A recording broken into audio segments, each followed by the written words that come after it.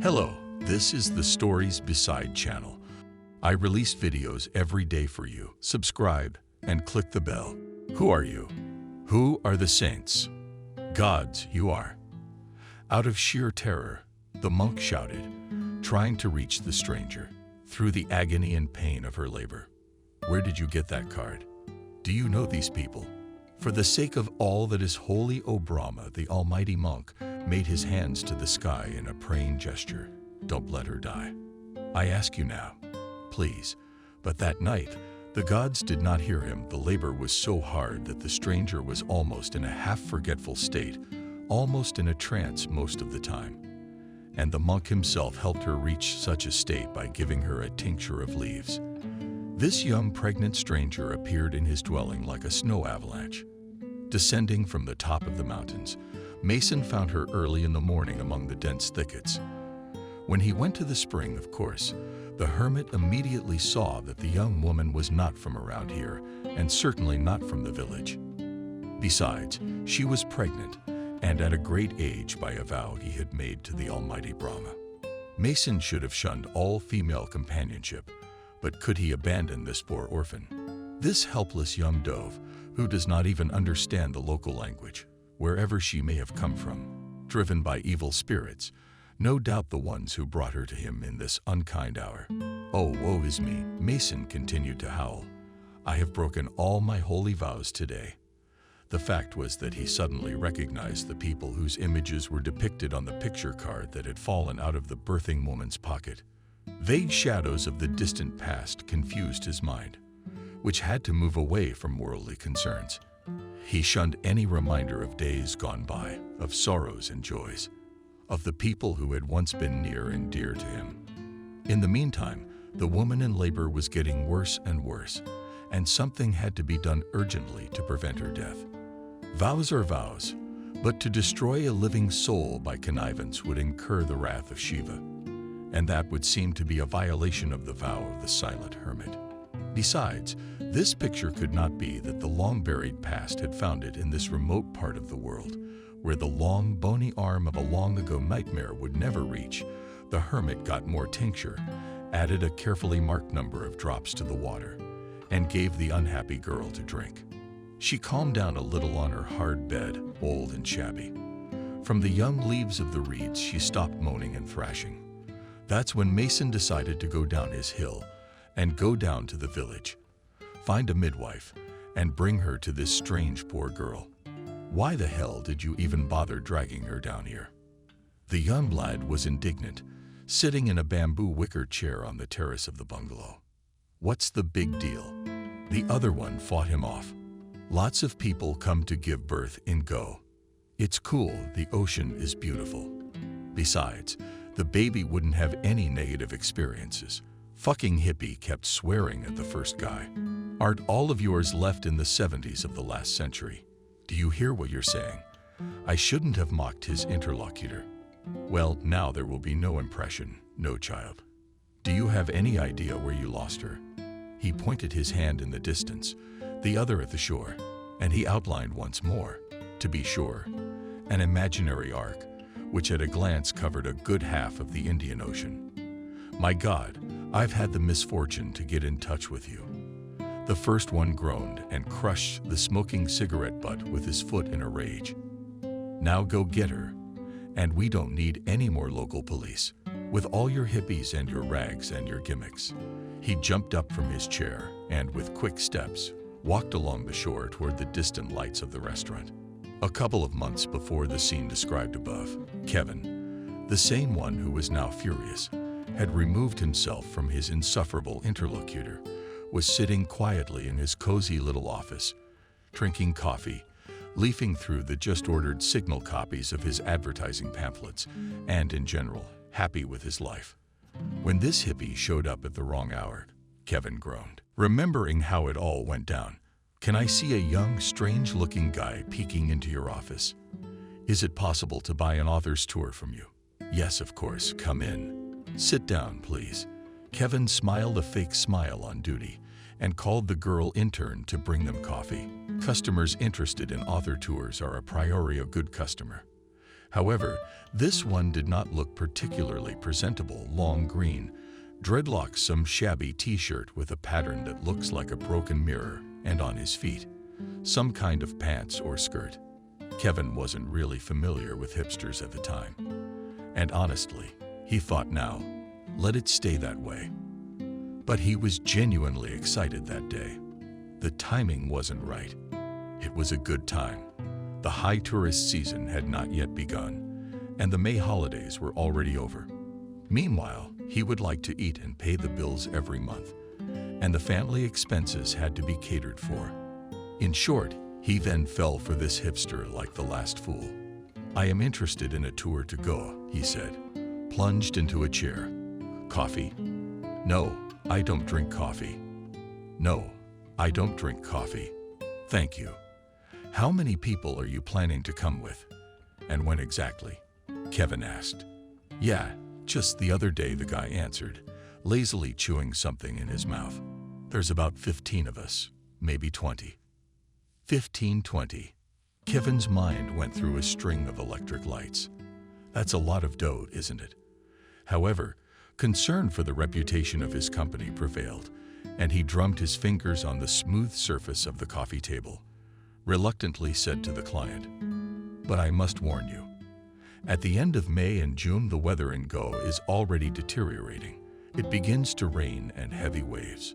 "All the same," he agreed serenely. "Never mind." "Well," said Kevin with relief. "Well, let's look at these options. What's your budget for living expenses?" "Budget?" The client touched his pigtails carelessly and then suddenly burst into life. "I don't care about the budget. Money is evil. The greatest evil in the world." "Not bad, not bad," thought Kevin. And again, he tried to calculate the amount of the greatest evil owed to him personally as a commission from a group of tourists of 20 people. "Then let me offer you this hotel. The total amount will be—" "That's easy," the kid agreed. "But we have one condition." "What's that?" Kevin hesitated. "We want a chaperone," said the client. "You see, our beliefs don't allow us to get too close to any kind of officialdom. We don't run around the offices. We don't do paperwork. We contemplate." And he made this gesture with his hands, apparently signifying this very contemplation. "That is, if I understand you correctly," Kevin licked his lips in excitement.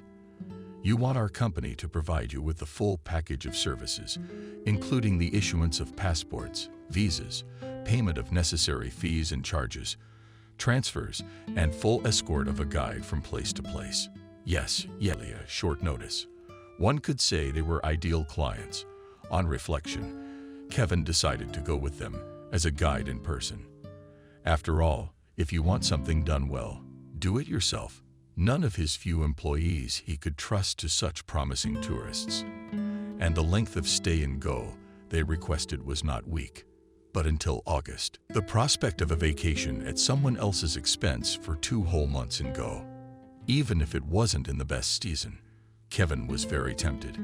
His wife, of course, made a grand scandal, but he just shrugged it off. Well, business is business, isn't it? That's how he ended up here, along with the company. And how many times since then he had cursed this trip, which had been so pleasant at first. For one thing, all those damn hippies had turned out to be the worst kind of junkies. The only consolation was that they only used plant-based drugs. "Tequila, please." He threw it to the bartender and was immediately served a not-so-well-worn glass of the eerie-looking liquid. The local drinks were free, but their quality. Kevin knocked over his drink. Clenched up, it seemed to get a little better. So, yesterday afternoon was the apotheosis of this whole so-called vacation. The hippie David, as he stubbornly called himself.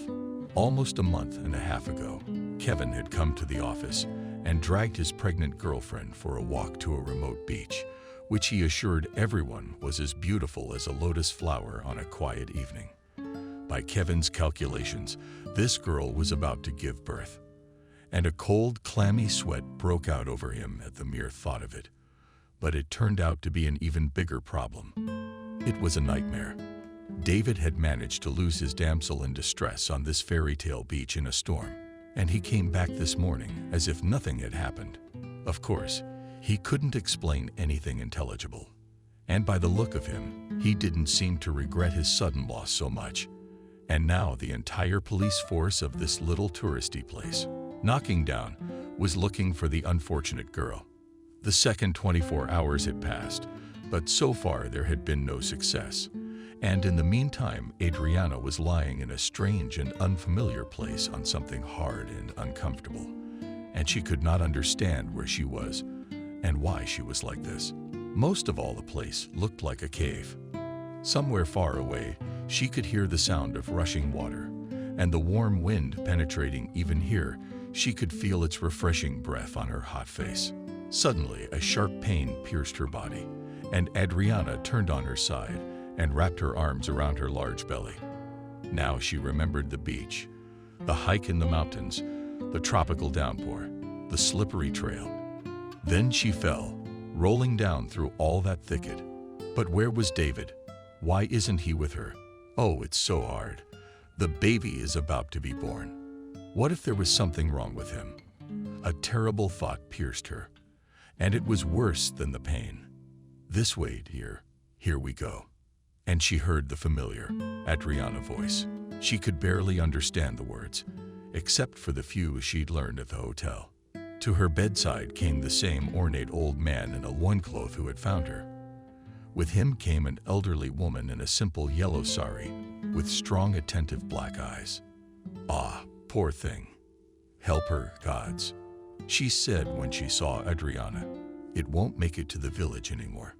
Make a fire. Mason, I need hot water, lots of hot water. Come on, honey, get up. That's how the midwife supported Adriana by the shoulders, helped her into another half-sitting position, and began to murmur something slowly, stroking the girl's abdomen. Immediately, some kind of incense was kindled, which made Adriana slightly dizzy and made the pain seem to move away. Hovering apart from her consciousness nearby was Mason. The old hermit-like man hobbled over and brought hot water to the midwife, pulled thin linen towels from the wide folds of her clothes, and prepared to receive the newborn. In 10 minutes, the ruins where Mason dwelt were filled with the loud cry of a newborn baby. It is a boy, praise be to Brahma, the midwife exclaimed joyfully, patting the newborn on the back with her swarthy palm. Now sleep, my dear, sleep. Rest. She stroked Adriana on the head. She sang something soothing, and she fell into a peaceful sleep. The midwife and Mason were talking animatedly. In the meantime, they were deciding what to do with this young white woman. She couldn't go anywhere today. The midwife said to the old man, "She is still too weak. Tomorrow she will be stronger and ready to travel. But where are we taking her?" "I don't know where she came from," Mason lamented. "To the white men," the midwife answered. "They will sort out what to do with their niece. But where can I find them?" "There's a hotel about 15 miles down the coast. Take her there." So that's how Kevin got his missing tourist back. And the problem that seemed so terrible at first resolved itself. "God, thank you," he exclaimed with joy when he saw, from a distance, an Indian old man walking along the beach with Adriana beside him, but without the belly and with a bundle in his hands. "Thank you, Father," he said to the local hermit in Indian, and the latter, with folded hands, smiled and bowed slightly to him. "Do you know our language, stranger?" he asked Kevin. "Be my interpreter a little, dear. I need to learn something from this white woman." After a while, when the young mother and the newborn baby were comfortably settled in their bungalow, and all the excitement was behind them, Adriana put her son in the cradle provided by the hotel and went out on the terrace, where Kevin and Mason were already waiting for her. "Is there something he wants to ask you?" "He says it's very important," Kevin said. "All right," she nodded. "But first, tell him I'm very grateful for his help and the woman he brought. Without them, both me and my baby would surely have died." "Who are these people?" "The images I saw in this picture," Mason asked, pulling out his loincloth. "A picture belonging to Adriana." Kevin translated, "It's my great-grandparents. Of course, I didn't know them personally anymore, but that picture was always kept in our family. My father told Adriana sadly before he died and ordered me to keep it. He said that someday I should need it very much. When he heard Mason's answer, he mumbled something indecipherable, fast, fast, and Kevin could barely make it out. He had to interrupt the old man and ask him several times before they got to the point. Then he retold everything to Adriana, philosopher. They wandered together for a long time. When the teacher died, he became a philosopher himself, a doctor and a hermit, settling in the local ruins above the village, and for many years now has lived alone trying to achieve enlightenment. When he saw you, he immediately decided to help because he couldn't leave a lonely soul in trouble. That picture that fell out of your pocket turned his whole memory upside down, and he remembered a long-forgotten past. So he and I are related. A surprised Adriana said thoughtfully, "My father told me that his grandfather, whose parents are depicted in this picture during the Revolution, was away from the family. He was the eldest son in that aristocratic family. My great-grandfather had served as a state councilor and had gone over to the side of the revolutionary masses. Then he became a Red Commissar and was very enthusiastic about the ideas of equality and brotherhood for all. By the end of his life, however, he was disappointed in the new order and admonished his son and all his descendants to find some relatives abroad. But who were they? What are their names and where to look for them? I did not have time to tell him properly. So my father laminated an old photo. See, it's made like a pendant with a hole in it. You can wear it on a lanyard or a chain. My shoelace broke, so I put it in my sundress pocket. When we walked along the beach the day before yesterday, Kevin tried again to translate to the hermit everything he'd heard from Adriana. He was sweating, trying to make sense of what they were saying. What a vacation. So the almighty gods themselves brought you here, daughter. He smiled happily and walked over to her and gave her a big hug of my blood. And I did not go into the jungle that night in that terrible storm for nothing. Brahma himself guided my actions. I am very glad that our blood did not run out and I had a chance to see my descendants at the end of years. Let me paint a sign against evil on your son's tender skin. It will protect him from many dangers. All right, grandfather, said Adriana. I'm glad it worked out that way too, and I am very grateful for your help. The old man went into the bungalow and drew some red paint from the same bottomless bandage, some kind of eye-like curl on the baby's forehead. After that, he was on his way back. He asked Kevin how long they'd be here, and to say goodbye, he promised to come back in a couple of days to bring the newborn baby a present. When the old man left, Adriana asked Kevin to move her boyfriend, this one, out of the bungalow. You know, I don't want to live with him anymore, or live with him, or go out with him. I don't think I'm going anywhere near him anymore. He's not much of a hippie, Dad. I can see that now. He wasn't even looking for us, didn't he? Kevin had to agree. Immediately went, arranged with the hotel administration, and David, who hardly noticed the return of his family, was moved to another bungalow. Adriana and the child were left alone in peace and safety. A few quiet days passed. The hotel doctor examined the young mother and child and found them to be in perfect health. The police, notified that the search had been successful, came to see for themselves and to sign the necessary papers. The hippies were quiet, and Kevin finally took a break, getting a break from all the turmoil. All day long he lay on a chaise lounge, sipping cocktails. Isn't it beautiful? A few days later, the reclusive Mason reappeared. Kevin, of course, was again asked to be the interpreter. The elder sat down on the terrace floor, pulled out a dirty rag of indeterminate color, and unfolded it. From the rag, he extracted an equally dirty stone about the size of a walnut. It looked like a piece of ordinary clay.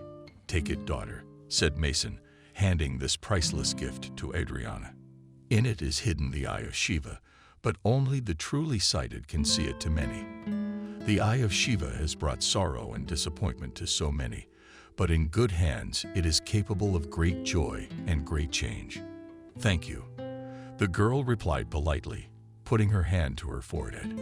These words and gestures were from the many arsenal of local expressions she had managed to learn during her stay in the country. "I hope I can repay your kindness someday. What have you done for us?" She smiled appreciatively at the old man. "And tell me, please, what was your name in that other life of my great-great-grandfather's?" "Your older brother's name was William. That's what my father used to say." Mason remembered. The hermit recalled for a long, long time. Finally, the past opened its curtain before him. He held up his finger solemnly. Once upon a time, in the land of snow, Mason's name had been Liam. That was the name his untimely parents had given him. "Whose face do you carry with you?" "Liam's daughter." She smiled. "That's a very good name. Will you please tell them, Kevin, that I will name my son after him?" Great gods! The old man rejoiced when he realized what he was talking about. Now Mason could go peacefully into the next world. 3 more days later, the tourists packed their suitcases and, under Kevin's direction, loaded up the bus, and the long leisurely transport took them to the airport. And the winged bird flew home to the expanse of snow-covered country. In fact, there had been no snow yet, but the summer had just ended. After such a holiday, it is necessary to rest, justly decided Kevin. And finally getting rid of all the pesky tourists, he took a deep breath and gathered his bored family. He took them to Turkey for 2 weeks to a nice, expensive hotel. And on the day he returned to work, there was a surprise waiting for him in his office. Adriana came in and brought little Liam with her. "May I come in?"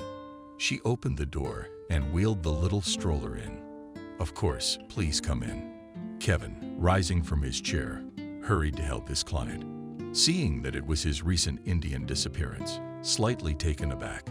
"And this is you. You're all right?" "Yes," she nodded. "Everything is all right. I'm here to ask you something."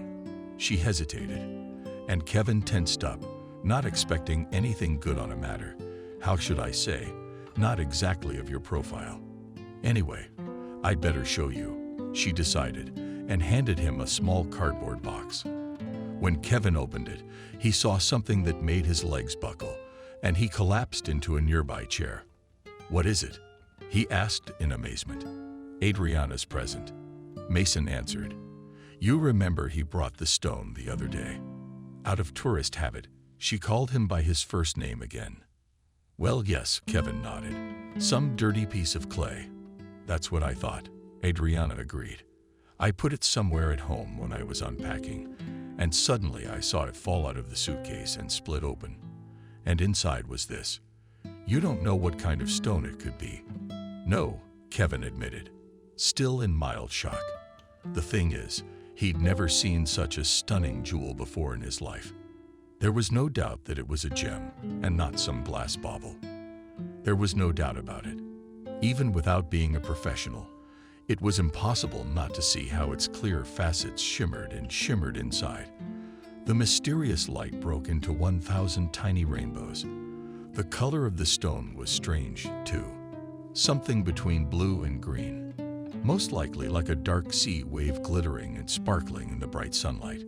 "We should take it to a professional appraiser," Kevin said, handing the stone back to Adriana. "I thought so myself," said the girl. "But I don't know anyone.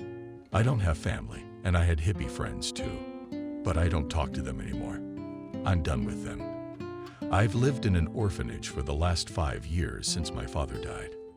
And my mom died early in childbirth, so I have no one else to turn to. Please, Kevin, help me." Boy, what a geezer. He poured the coffee. "What do you want?" "I can't have coffee. I'm feeding him." And she nodded shyly at the stroller with the sleeping baby. Yes, of course, Kevin was embarrassed.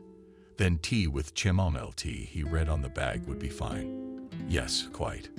"Thank you very much." Adriana took the cup and put it on the table in front of him, hot for now. "How did we even get it through customs?" Kevin clutched his head. "We could have been thrown in jail for that. Contraband of national treasures and all that. But they didn't," smiled Adriana. "So it's all right. I'm asking you to evaluate him. Kevin, I trust you." The amount of your commission is up to you. I don't know about such things. It's a deal. So you want to sell it? Kevin stared at her in amazement. What's the big deal? She shrugged. I don't want it. But I do need the money. It's just me and Liam. But you don't understand, Kevin said. You can't legally sell such an expensive and most likely rare gemstone. You don't have any papers on him, do you? No. Sadly, the girl agreed. That's why I came to you. That's right. Kevin thought about it. I'll tell you what. I won't take that stone from you. I don't know if I can find out where I can get it, and I'll call you. You come and bring it with you, and we'll go together. All right. Yes, Adriana said yes. Okay. Here's my phone. She handed Kevin a piece of paper with the number on it. You better call me now, or I'll lose it. And look, don't tell anyone else about this treasure. The meeting at the jeweler's was set for lunch the next day. Kevin's acquaintances recommended a knowledgeable appraiser. At the appointed hour, Adriana showed up with the stroller. Kevin loaded her and the baby into his car, and they drove to the appointment. The biggest adventure yet, as it turned out later. No, muttered the jeweler, looking at the stone through a large magnifying glass, more like a microscope. No, it can't be. It can't be. He looked up in surprise. It was in the frame of thick pink glasses. Where did you get that? Where you got it isn't there anymore. Kevin cut him off. You'd better tell me what it is, and what is its market price. There's no definite answer to both of those questions, the appraiser said. How is it? Well, judging by its crystalline structure, it's certainly a diamond, and an enormous one at that. That is why it is not simply rare, but unique. So what is the problem? I don't understand, Adriana asked. The difficulty is its color, said the jeweler. The thing is that sometimes there are diamonds that are colored, but always in a single color, depending on the admixtures of different chemicals that act as transformations of minerals in the Earth's crust. Green or blue diamonds are a rarity in their own right. But this stone combines two colors. This is why it is quite difficult to determine its value. One thing is for sure, it is much more expensive than any other stone known in the world today. I whistled. Kevin was very succinct. The jeweler said, Thank you. Kevin paid for the services and took the stone back. Do you need to take it to France, to the most famous jewelry auction? The master told them goodbye. I don't know where you got it, but only there will they be able to offer you the right price. And of course, requires enhanced security. And so they parted. Kevin timidly asked Adriana on the way back, May I suggest something? And having received her consent, she continued, You know, I really need the money. I'm all alone. It's hard now with a baby in my arms. I was wondering if you could buy that stone off me. Of course, not for as crazy a sum as that appraiser said, but for something decent. And then you can do what you want with it. I don't care. Kevin hesitated. Of course, it was a tempting prospect to buy an insanely expensive jewel on the cheap. He understood, too, that Adriana would not be able to handle the disposal of such a unique item on her own. But his natural decency kept him from taking advantage of her tempting offer. Sighing, he said, No, Adriana, I can't do that to you. But here's what I'm offering you: a certain amount of money. I can really lend you a small interest rate, just until you sell the stone. I also know you can't do it by yourself. I'll have to help you. Not for free, of course. But then you'll pay me back. It's a deal. Yeah. Nodded her thanks. Adriana, I'll sign the necessary papers. Of course, Kevin agreed. And the stone should be put in a safe deposit box for the time being. I think that you and I will soon go on a tourist trip to France. How does that sound? I don't mind. She smiled. I'll just have to take Liam with me. I don't have anyone to leave him with. And I don't want to leave him. I don't want to leave him. The good hotels have BBC own it, Kevin explained. The problem is how to legally take out this thing. Maybe the same way we brought it, suggested Adriana. We'll encase it in clay and pass it off as a children's toy. That's not a bad idea, Kevin. They might find it, of course. But then again, What else could we do? 2 months later, everything was ready. We got Liam's passport. We had Schengen visas. Through the French embassy, we packed our bags. Adriana brought and showed Kevin a rattle, an ordinary child's toy. You can't really pick on it. A clay ball decorated with cheerful patterns, 2 round bells, and all this stuff is hooked to a round wooden stick. Liam held the stick tightly in his fist and yelled angrily. I tried to take it away from him. Great, Kevin approved. Perfect. They took the overnight flight out of the airport. No one really looked through their luggage. What's a couple with a kid flying to Paris? There are very few romantics like that nowadays. The sleepy customs officer only grimaced at the sound of Liam's bells and let them pass without any problems. Nobody even thought to take away a child's toy and to scan it together with the suitcases. The first stage passed joyfully, and Kevin raised his glass of something alcoholic and playfully tapped it against Adriana's cocoa cup. Thank you, Kevin, for fiddling with us. Thankfully, Adriana told him. Anybody else would have just robbed me, and that was it. But you're not like that. Back in Go, I noticed how much you cared for all of us. Well, confused Kevin. To tell you the truth, I was more worried about me than anything else. You know, if anything had happened to you then, I'd have been in trouble too. And yet Adriana insisted on moving David away from me. No one forced you to. That was just a human response from Kevin. By the way, is he any help at all? Adriana grinned. We haven't seen him since we got here. Sadly, said Kevin, but you'll get over it. I know it will, Adriana nodded. You help us. So there are still good people. I have my own benefit. Kevin denied it, not wanting to acknowledge my humanity, as if it were something uncomfortable and unfashionable. You and I had an agreement. Of course, Adriana nodded. I hadn't forgotten. On the plane, Kevin immediately fell asleep, and Liam had calmed down a bit too, but Adriana couldn't sleep.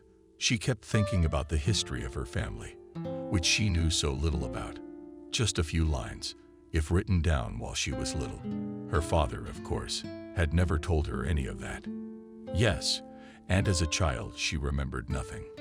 But as a teenager, she had to remember. She and her father always lived in seclusion. He was a kind man, but not sociable or even withdrawn. In addition, he never fully recovered. After her mother's death, Adriana left them. Before she even saw her newborn daughter, she died in childbirth. Adriana, on the other hand, survived. Daddy replaced everyone and her mother and grandparents. He had to, perhaps from such a strain and from the unrelenting pain of losing his beloved wife. He became seriously ill when Adriana was 12. An elderly neighbor on the landing watched over the girl, while her father lay in the hospital, first in one, then in another. 6 months later, he had an operation, but it didn't help for long. A few more months later, he died, and Adriana was left all alone. From 13 to 18, she lived in an orphanage. Before she died, her father gave her this very picture rolled up in laminate as a pendant and told her to keep it with her at all times. Who knows, he told her. Then maybe things will change, and you'll be able to find our relatives abroad. And now things really have changed.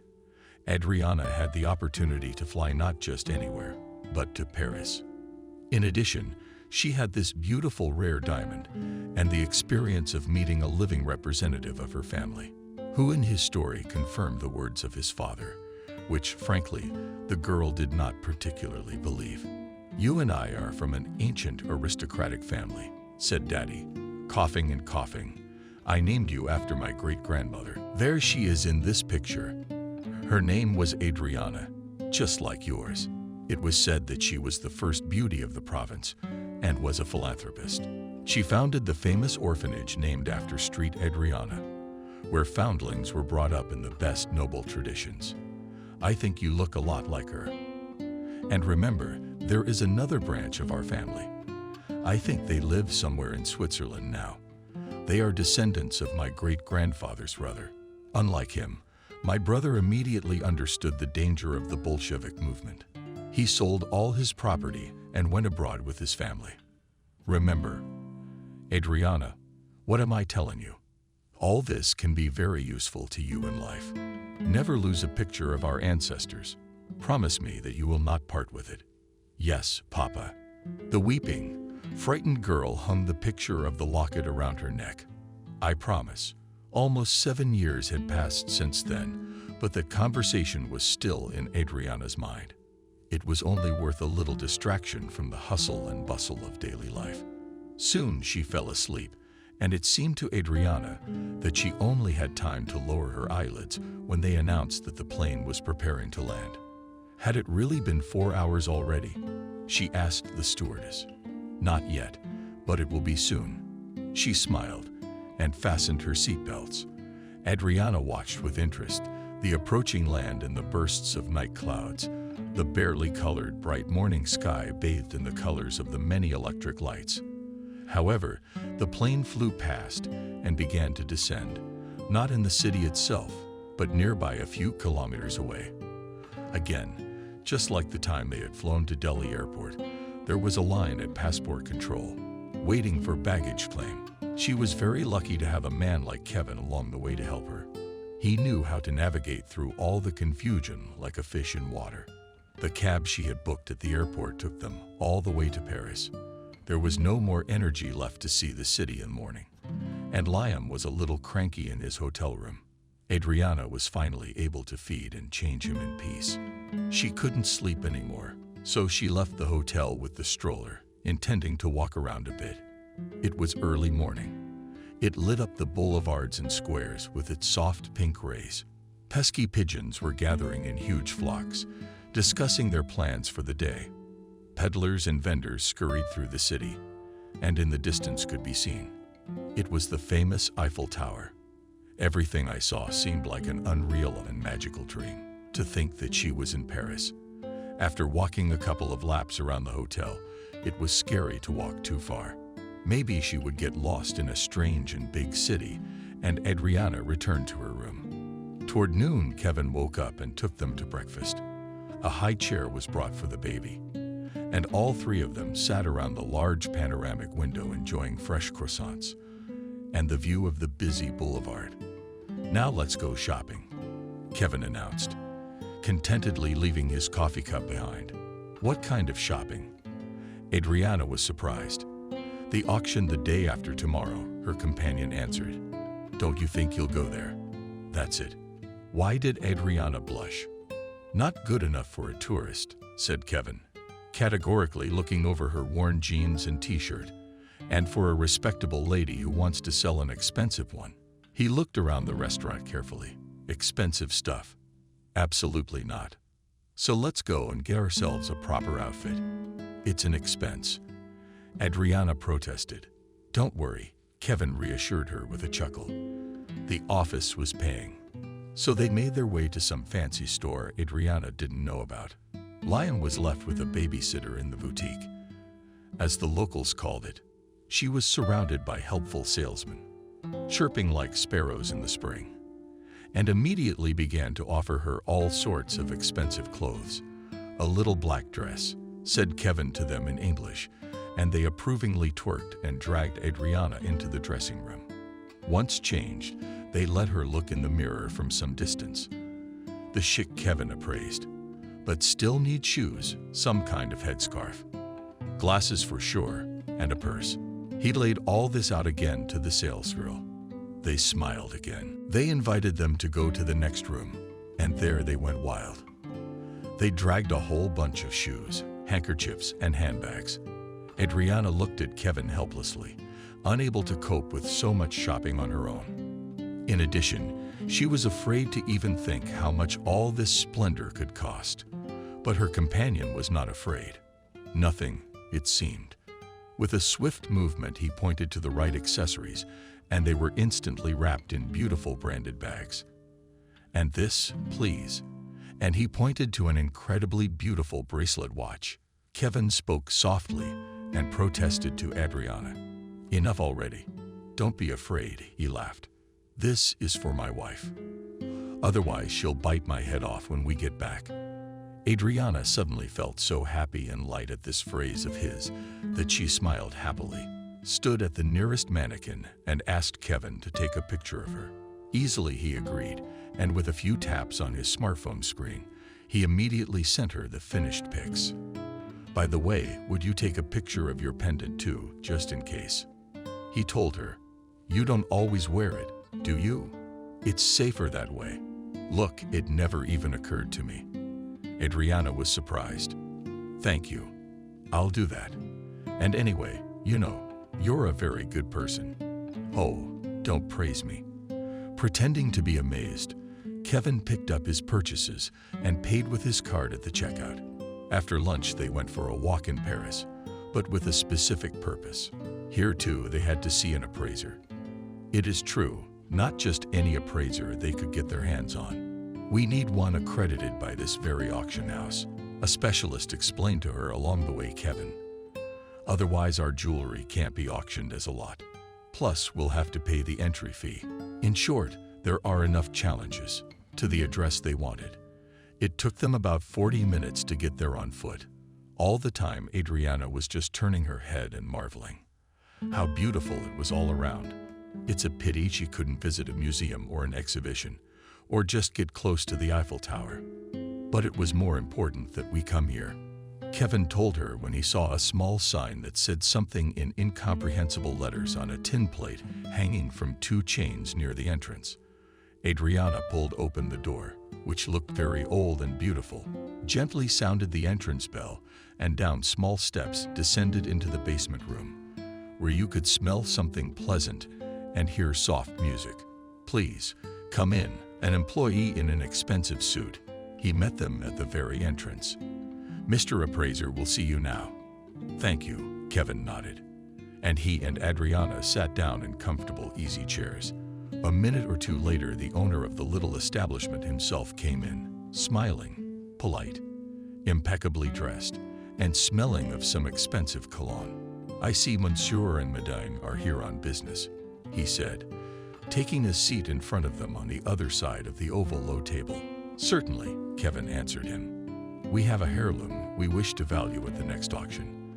I am entirely at your service. The appraiser bowed to them. Come into my study. In his study, the gentleman had a number of strange implements and instruments, including a magnifying glass and a microscope, similar to those of his colleague. Kevin, taking his time, took a simple cardboard box of stones out of his pocket. The jeweler carefully took out the jewel, clicking his tongue into light. He put it under the large lens. He spent a long time turning it up, bending over and gesticulating. He talked to himself, and finally gave the stone back to Kevin. Leaning over, no doubt your heirloom rarity will be the star of this season. And he bowed to them ceremoniously, putting his hand behind his back. What can you tell me of its origin and its value? Kevin asked him. Oh, not much really, the jeweler answered. We'll need a carbon analysis for a more precise examination. But at first glance, I can guess that it comes from the East, from Pakistan, or let's say, India. This is confirmed by the distinctive cut of the stone. As for the cost, he rolled his eyes, as if unable to name the amount, at least approximately asked him Kevin. Then the experienced jeweler took a sheet of paper and a pen out of his pocket and wrote something on the paper, handing it to Kevin. So surprised was he, though ready for anything, but still immensely surprised. This is only the initial starting price, the jeweler explained. I dare say the step of the auction and the interest of the collectors will be such that it could go up threefold, if not fourfold. Okay, nodded Kevin, already relieved in the situation. And one last question, if I may. What's the average percentage of intermediary services in these cases? The jeweler gave a figure. Then Kevin paid him a fee. And satisfied with each other, all parted. A cab was waiting for them at the door. Now that we've shown the stone, it's not worth walking, Kevin explained, in Russian. So the cab driver wouldn't understand. I see, Adriana nodded. They drove away from the appraiser's shop and safely back to Styles. And she even regretted a little that she herself wore only a silk scarf and sunglasses. However, such attire was required for disguise. Kevin, too, wore mirrored sunglasses, and his eyes were invisible. Finally, the host of the auction ascended to a special elevated position, and he took the microphone. There was an attentive silence in the hall. "Ladies and gentlemen, allow me to sincerely welcome you to another season of our auction," said the host. "Today, you will be presented with a great number of items which undoubtedly deserve the most demanding owner. And the highlight, as they say, of this auction session will be something unique and delightful. So, ladies and gentlemen, we're off to a good start. And for the last 3 hours, we've been selling paintings, vases, and various non-essential nonsense. And then we took a break.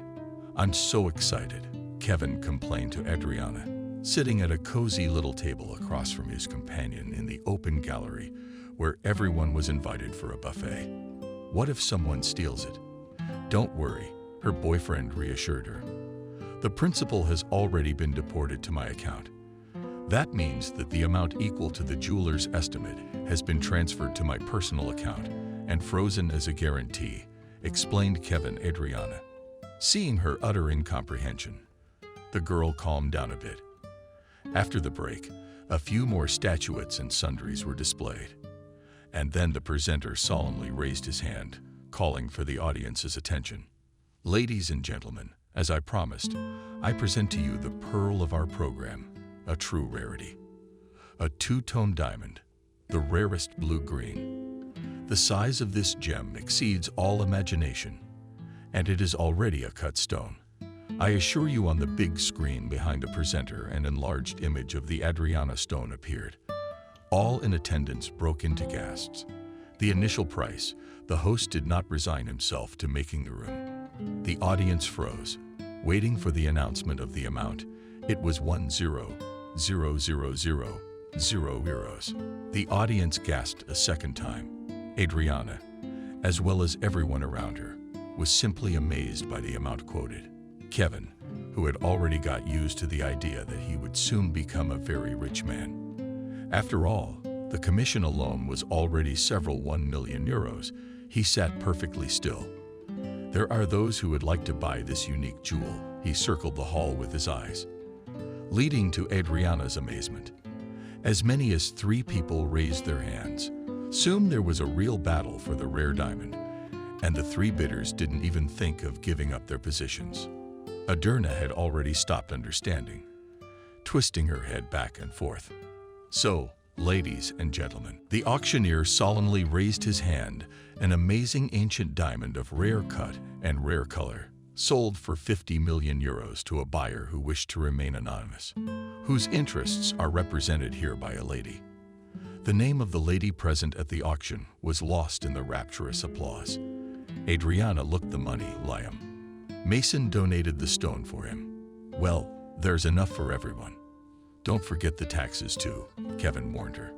But Adriana almost didn't care about one thing she knew for sure. Now she would be able to raise and educate her son with dignity, and they would never need anything.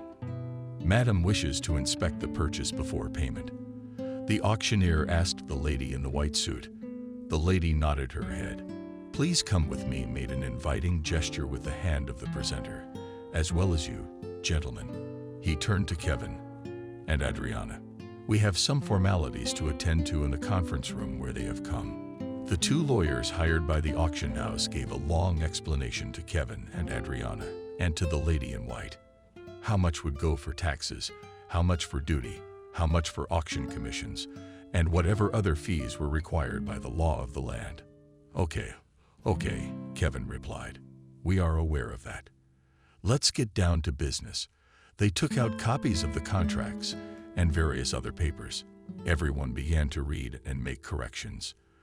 Adriana was very bored and boring, so she left, saying that she had to go to the ladies' room. In the bathroom, standing in front of a large crystal-clear mirror, she suddenly heard women screaming, shouting, and a sudden general rush and commotion. People were going back and forth, slamming doors, and speaking in excited tones. "What's going on?" she asked Kevin, returning the diamond. It was stolen. He informed her with a stone face. In the evening at the hotel, they sat at a restaurant table, sluggishly picking at their plates. The unbearably hard day was behind them, ending with an interrogation at the police station. "But you said you had an initial transfer to your account. If it's such a guarantee, then they have to pay us back," Adriana asked. "It's not that simple," sighed Kevin. Now this could spill over into years of courts and investigations. Saddened, Adriana fell silent, suppressed, looking out the window. So much for selling the stone, she thought, realizing that she had probably hoped for a miracle for nothing. Nothing truly miraculous could happen to simple, sheltered girls like her. "Stop the depression," immediately commanded. She went to feed her son and go to bed herself. Mornings are wiser. So she did. Just went to bed. What else could she do? And Kevin sat at the table for a long time. And then at the bar, drowning his sorrows in cognac. At night, Adriana had a strange and scary dream, as if someone piled on top of her, someone big and strong, and threw a black bag over her head. The bag was very stuffy. It kept her from breathing, and she kept trying to pull it off, to scream, to call for help from Kevin, or at least to wake up, because in the dream she knew very well that it wasn't a dream at all. Then the foggy darkness covered everything, and only the last thought, a glimmer of lightning, cut through her terrifying consciousness. Liam. Where is Liam? What's the matter with him? Waking up, she was no longer in the hotel. Her head ached terribly. Adriana tried to lift it to look around, and dropped it on the pillow with a groan. But she did manage to see something. The room she was in was a small room. It seemed to be a semi-basement with bars on the low, clean windows. She herself was lying on a fairly comfortable and soft bed, but she felt as if she were about to vomit. "Where is my son?" she asked herself, not knowing who and. She tried to get up and immediately threw up and had to lie down again. "There's nothing wrong with the baby." A low male voice came from somewhere. "Who are you?" "I want you to bring me my son." Fear and anger gave her some strength. "Stay still." The same voice came back, and it came from at the foot of the bed where Adriana lay, so she couldn't see who it belonged to. "Soon you will see your child." Strangely enough, she understood everything she was told, so it was spoken in Russian. Adriana closed her eyes helplessly.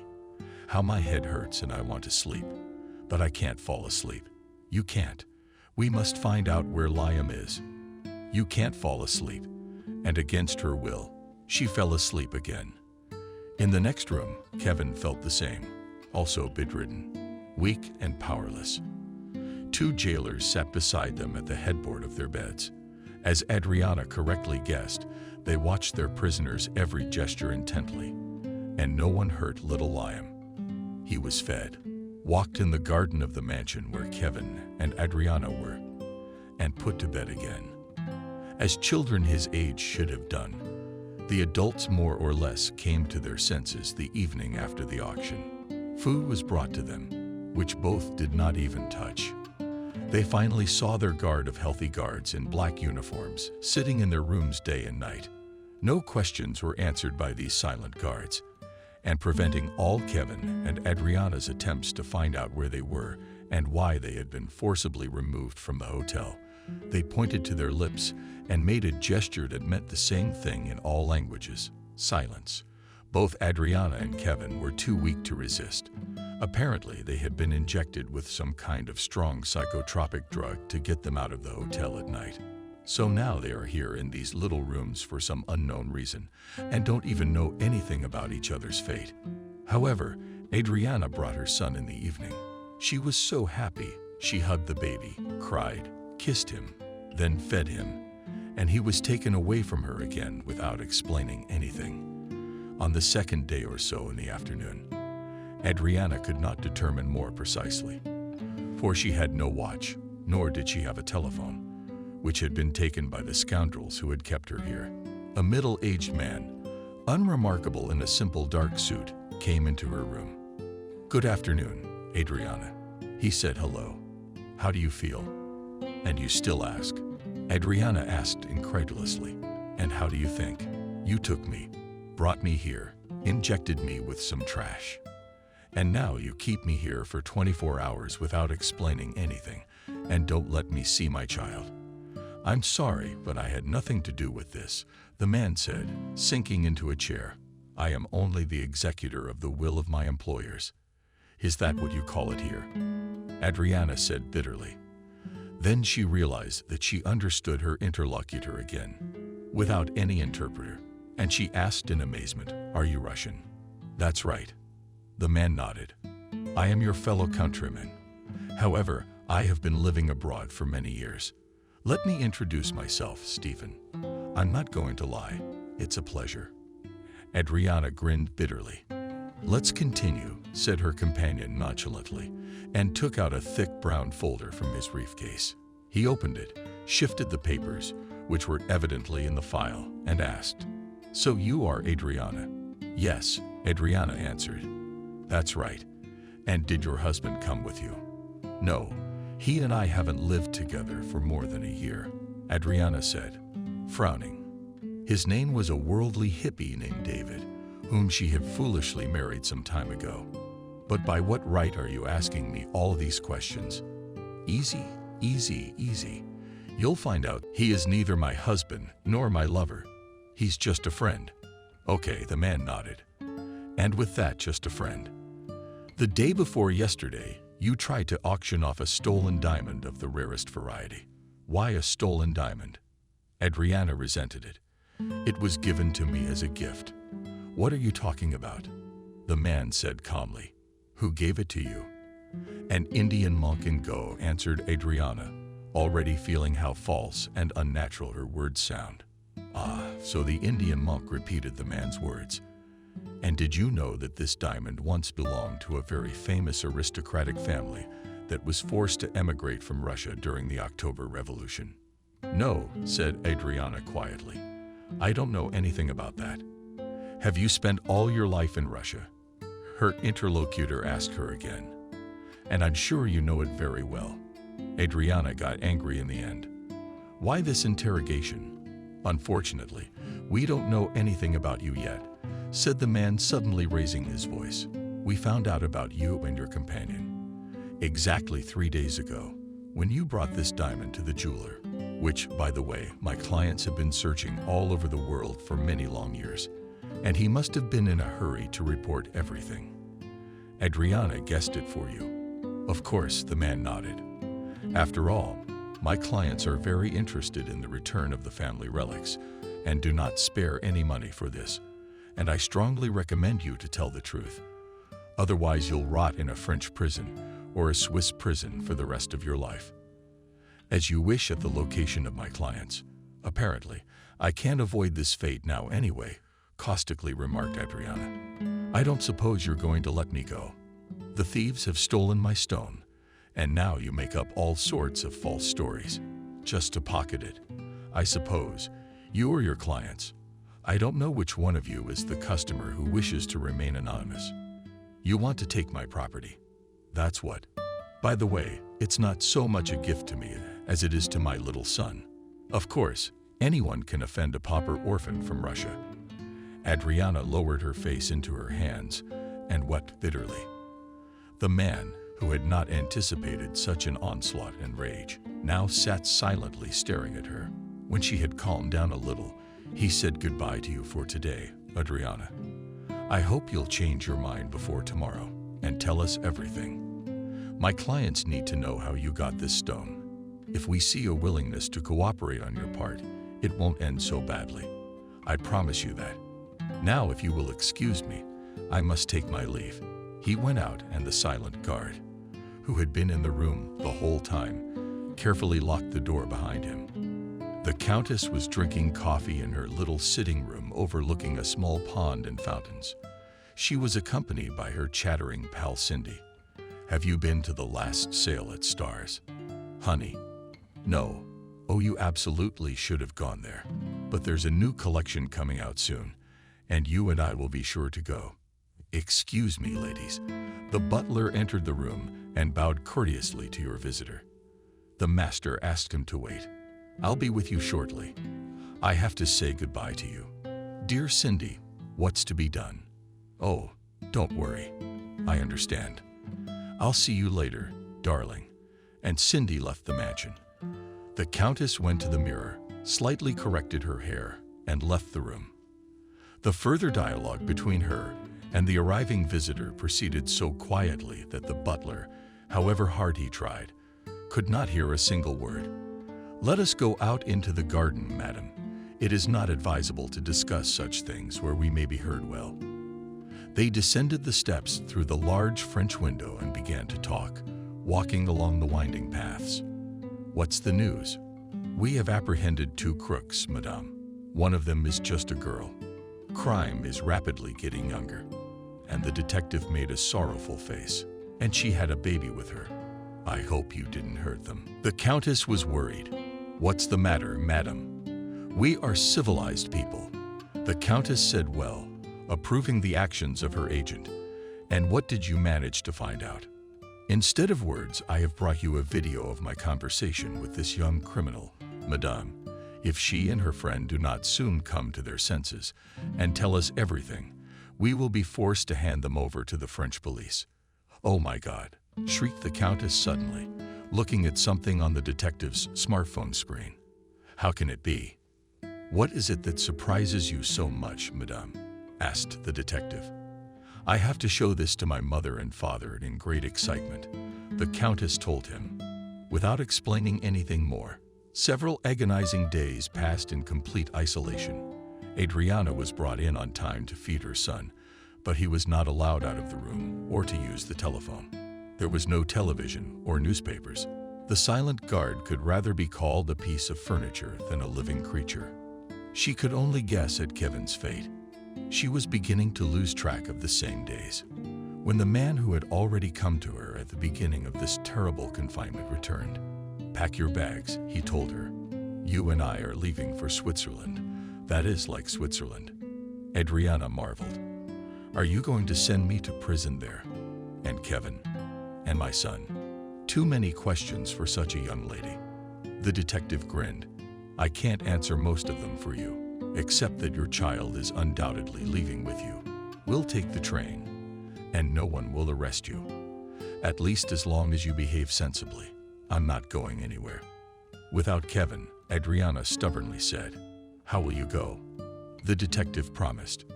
Otherwise, you will have to go under completely different conditions. Adriana had no choice but to obey.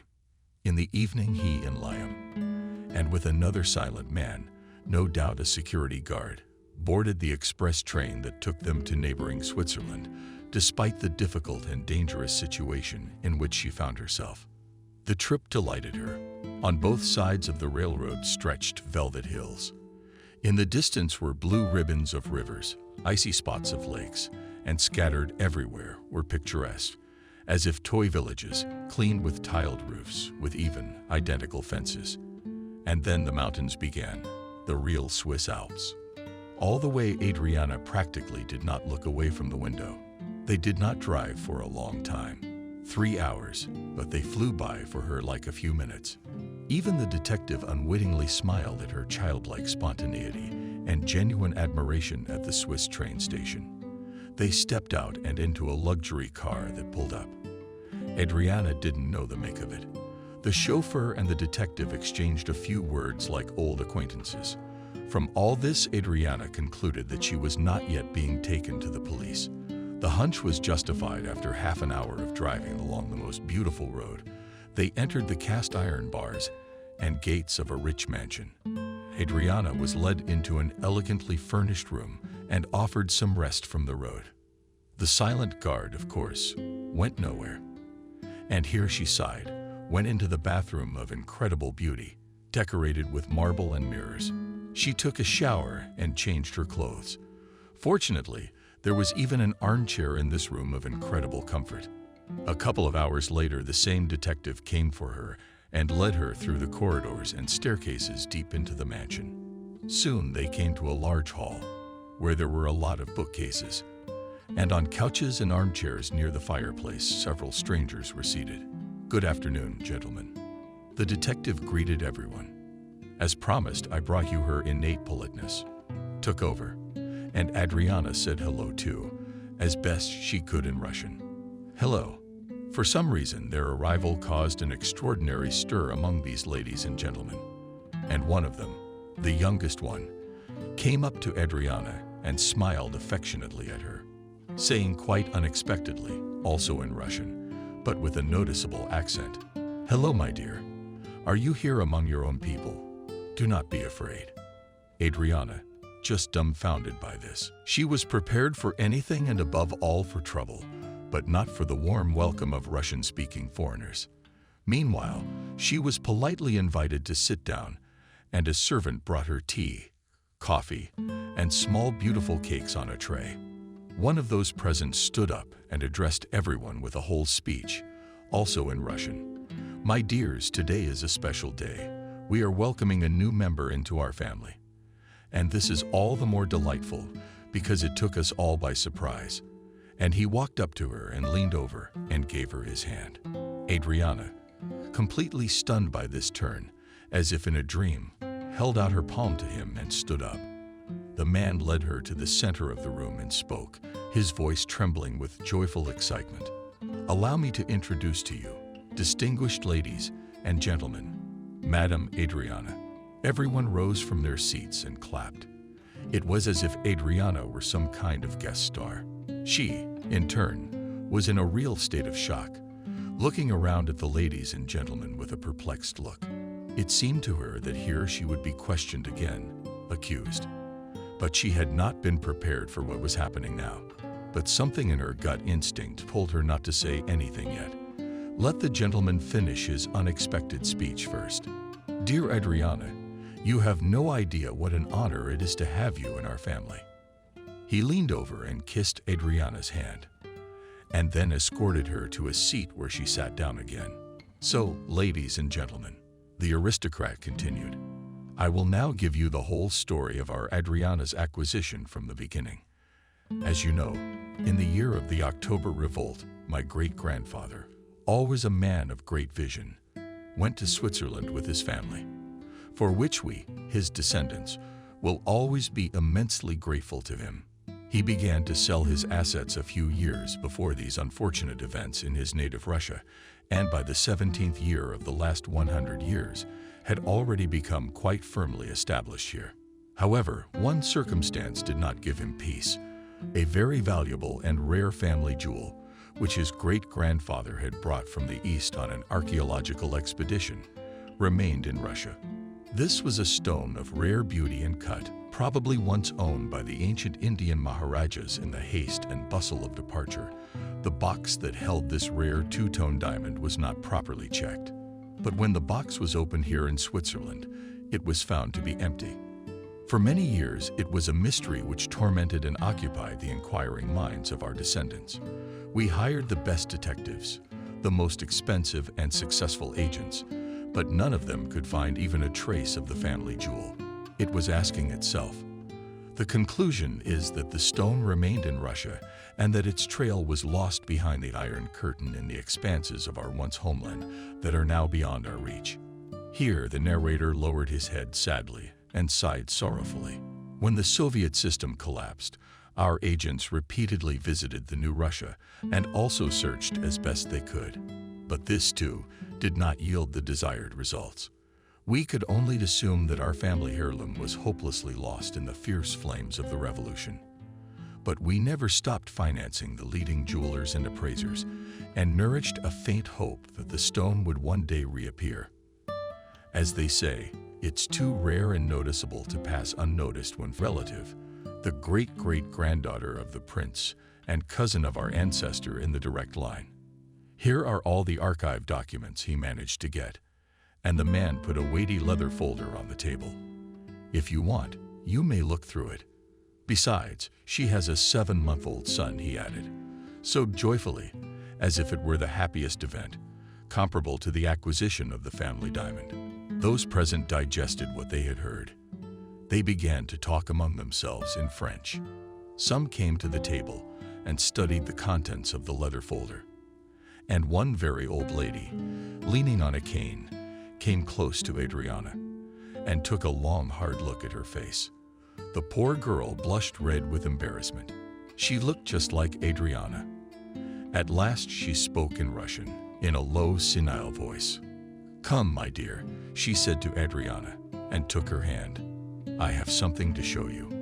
Together the two of them reached a covered gallery connecting 2 flights of stairs. The footman turned on the bright light at the old woman's side, and Adriana saw that the whole long space was literally covered with paintings. Some were landscapes and still lifes, and at the very end were portraits. There she and the old lady went. "Look," said the old aristocrat. She pointed to a canvas, yellowed with age, which showed a beautiful young lady, her lace veil pulled back, and an impossibly lush cream gown. "This is your great-grandmother, Princess Adriana, and I am her own niece." Adriana stared into the eyes of the woman in the ancient portrait, as if she herself had been painted. She turned to the old lady. "How is that possible?" "Blood," answered the lady, looking thoughtfully at Adriana. "Blood is the most bizarre thing in this world. Besides, her full namesake. That's why Slaga was amazed to see you in that video her detective showed her." The old woman winked contemptuously. "Come on. You must have a good dinner and tell us everything you know about the double star." "The double star?" surprisedly Adriana interrogated. She realized at once that it was a diamond. "Yes," the old woman confirmed. "That's the name of the stone. Double star. Can I ask you something?" Adriana asked timidly, as they walked slowly back through the gallery. "Of course, ask. First of all, I don't know how to address you." Adriana was embarrassed. "Of course, that's my oversight. I beg your pardon." The old lady stopped and lowered her head slightly. "Countess Wendy, pleased to meet you." Adriana also lowered her head, but suddenly threw her eyes at the Countess, who suddenly laughed. "Oh, no, dear, no. You, as the youngest in age, should do me a half curtsy. Nothing, do not be embarrassed. You still have a lot to learn. So what you wanted to ask me? Why is everyone so excited about the news that I have a little son?" Wendy, it was the Countess who sighed. "The fact is that lately in our family exclusively girls have been born. It's bad for the continuation of the family, you know. The family shouldn't go extinct, but they've been getting excited early.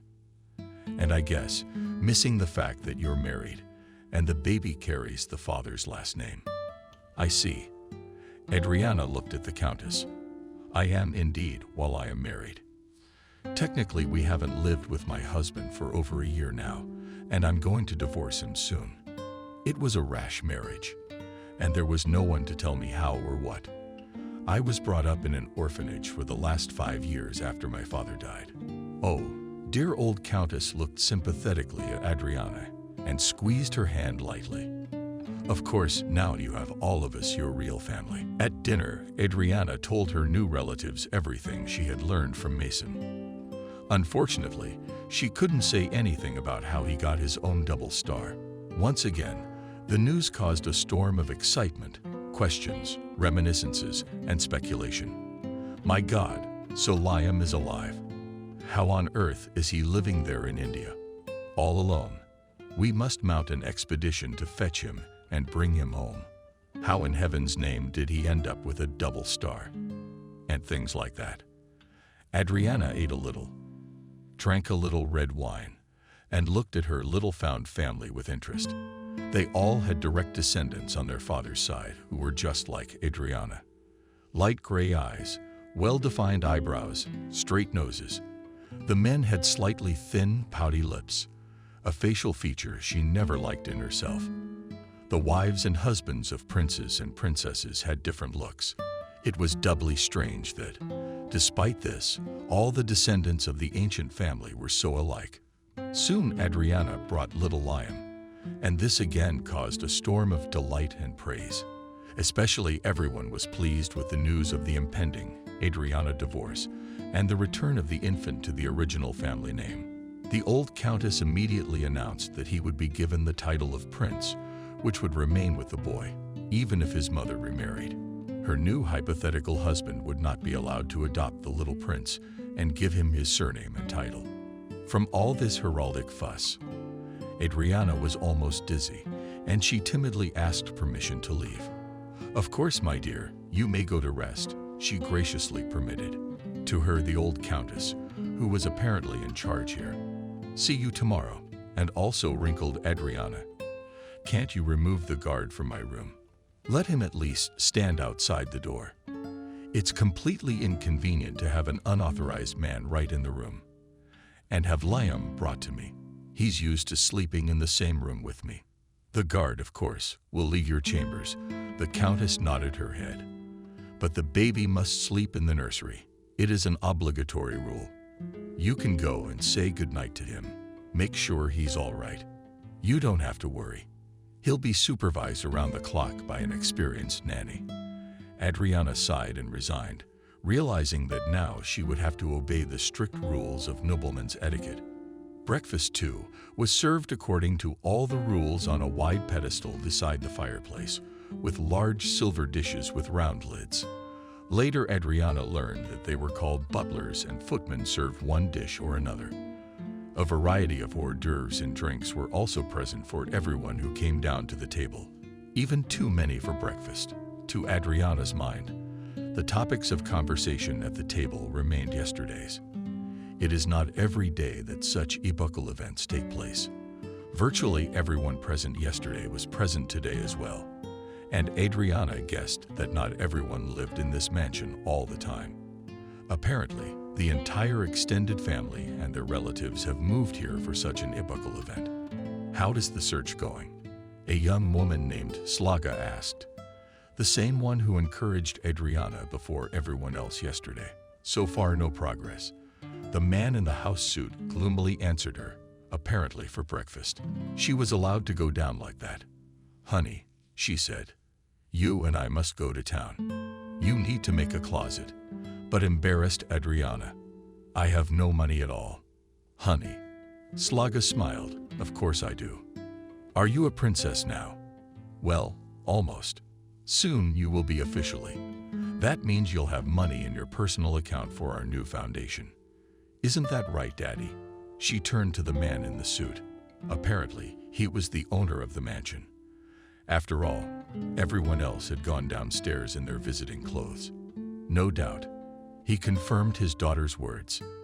"In the meantime, darling, put the shopping on your tab." "Of course. Thank you, Daddy." And she kissed the frowning man on his smooth, shaved cheek, and he smiled back at her. Soon, Slaga and Adriana were driving along the beautiful road to the nearest town. Slaga, dashing around in the pretty red car, was instructing Adriana in the wisdom that she would now have to learn. "I and everyone else will now call you Adriana. It is in keeping with local tradition. You will live here with my parents.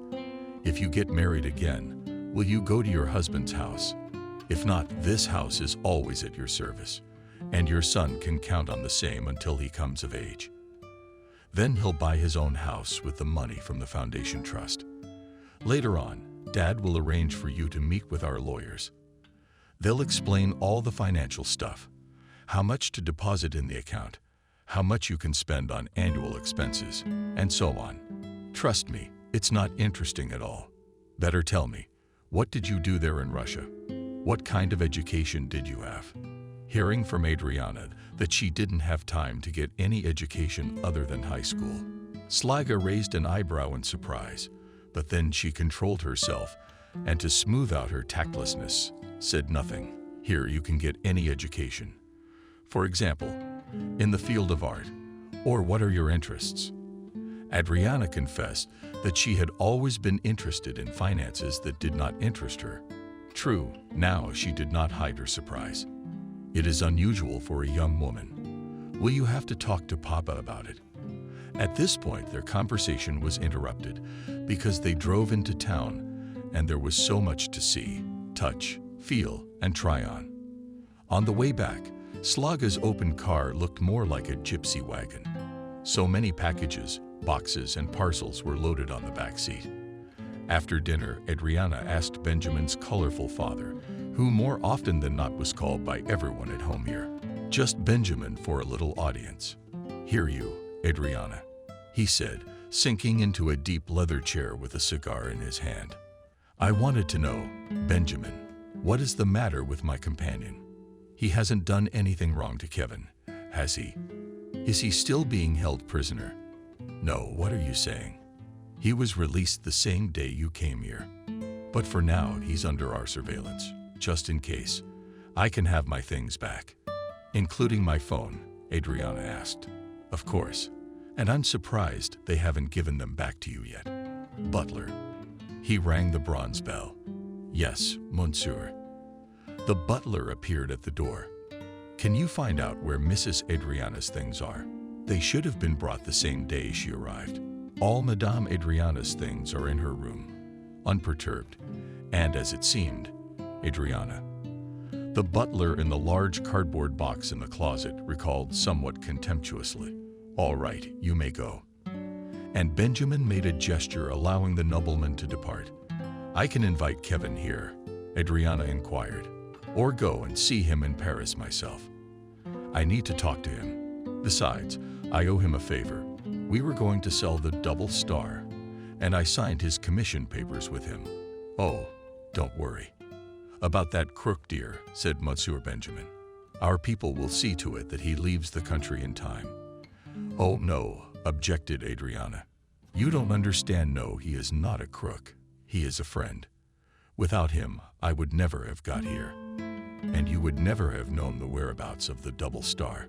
And she told Benjamin everything that had happened to her and to Kevin. Ever since the trip to Go, he had listened intently, rubbing lightly the tip of her unlit cigar, and occasionally shaking his head or frowning his eyebrows.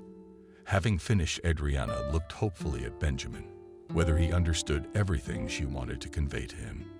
He sat for a long time, thinking, and finally said, That's it, my dear. Invite this man down here. I want to make up my own opinion of him. And Kevin was indeed brought to the manor. Adriana, seeing him, joyfully rushed to meet him, but remembering that she is now a noble lady and her relatives expect her to behave accordingly, quietly approached him and gave him her hand. Good afternoon, Monsieur Kevin. How do you do? But then she winked at him, seeing that her companion was as shocked as she was. When she first arrived here, Mr. Benjamin and the old countess, who were present at the meeting, looked at each other approvingly. And the girl is all right. At dinner that day, everyone asked Kevin many questions about Russia, about his business, and about his attitude to the October coup. He kept up his good work, premeditated by Adriana. I see that you are a decent and young man, the prince told him. Thank you for your help to our Adriana. Kevin, instead of answering, merely inclined his head courteously. This, too, made a favorable impression on those present. Kevin was invited to stay at the house, as long as he was comfortable. In the evening, they themselves and Slaga went for a walk in the garden of the mansion. It was delightful, beautiful. Great paths, small fountains, neat, trimmed bushes. Too bad the Double Star was missing again, said Adriana to her companions. She was so beautiful. I envy you well that you have seen it with your own eyes, said Slaga. I've only heard the stories that have reached us through the depths of time. There were no smartphones in that age. She grinned slightly. And the people who saw the stone with their own eyes were all dead a long time ago. Of course, a smartphone can't capture all the charms of this beautiful stone. Kevin came into the conversation. But I took a picture of it. Thought it might come in handy. You did. Slara was awfully excited. Show me, please.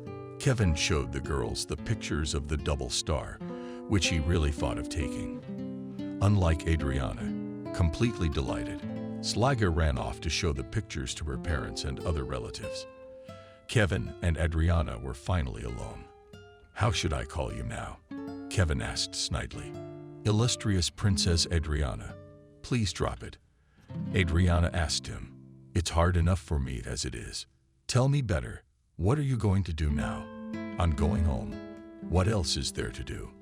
Obviously, our little adventurous venture with you is over. But I'm happy for you, Kevin told her sincerely, and shook her hand lightly.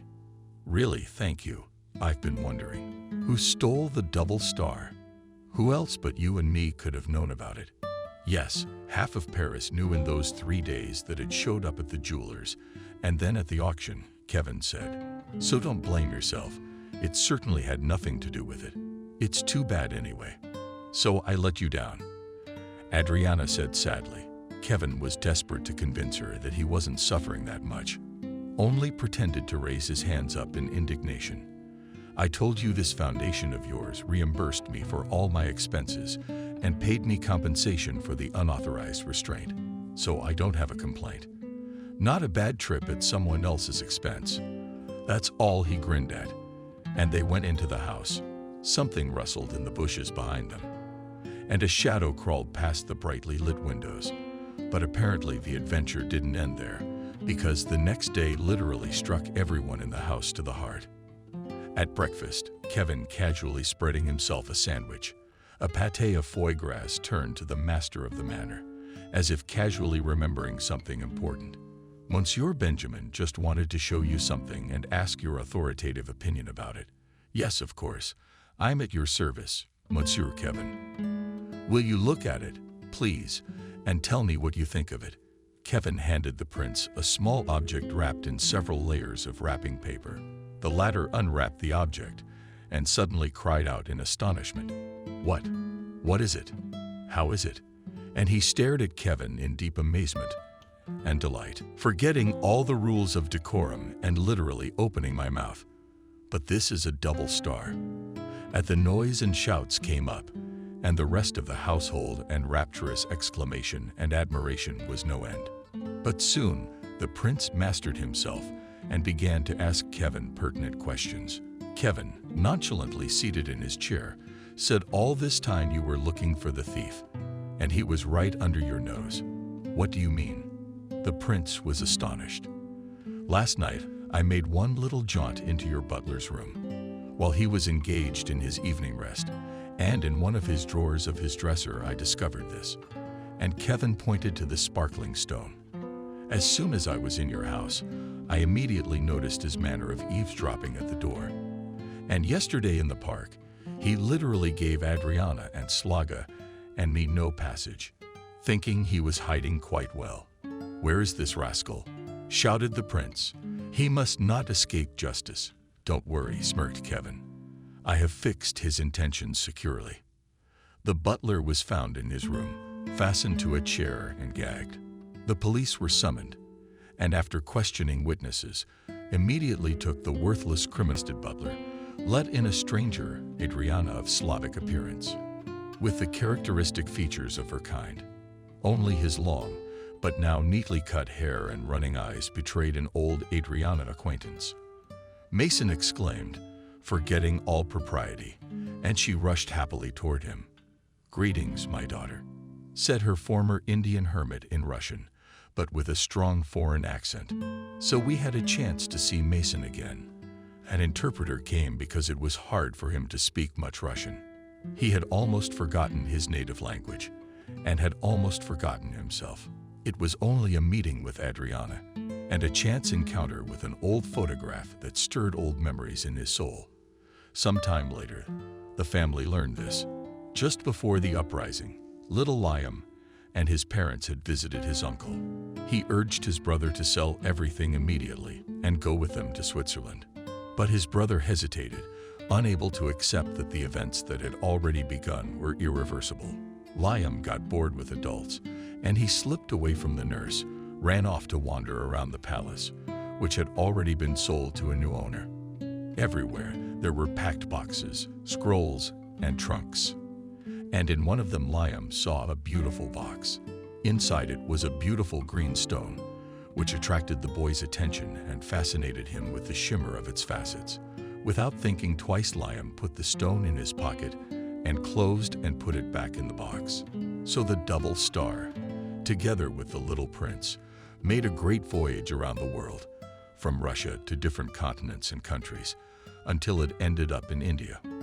Liam remembered for a while where and how the stone had come from, but then the shock of the experience and new experiences pushed those memories from his childhood mind and into later life. Already as Mason, He convinced himself that the stone was the embodiment of the eye of Shiva, one of the main Indian deities, and that Brahma himself had given it to his faithful servant. Now we obviously know the whole story of the double star, the prince concluded. And for her, as it should not be. By the way, the old Russian saying, well, that ends well fits, and everyone present was in full agreement with it.